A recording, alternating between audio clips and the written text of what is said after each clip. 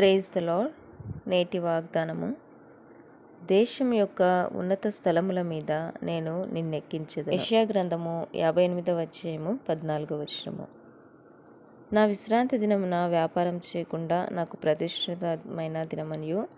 ప్రతిష్ఠితమైన దినమని నీవు ఊరుకుండినెడల, విశ్రాంతి దినము మనోహరమైనదనియు యెహోవాకు ప్రతిష్ఠితమైన దనియు ఘనమైనదనియు అనుకుని దాన్ని ఘనముగా ఆచరించినలా, నీకు ఇష్టమైన పనులు చేయకయు వ్యాపారము చేయకయు లోకవార్తలు చెప్పుకొనకయు ఉండిన ఎడల నీవు యెహోవా యందు ఆనందించెదవు. దేశం యొక్క ఉన్నత స్థలముల మీద నేను నిన్ను ఎక్కించెదను. నీ తండ్రి అయిన యాకోబు స్వాస్థ్యమును నీ అనుభవంలో ఉంచెదను.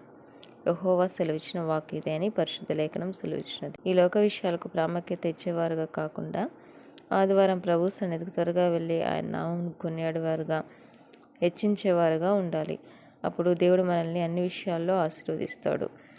విశ్రాంతి దినమును పరిశుద్ధంగా ఆచరించుటకు జ్ఞాపకం ఉంచుకొనుము. ఆమేన్.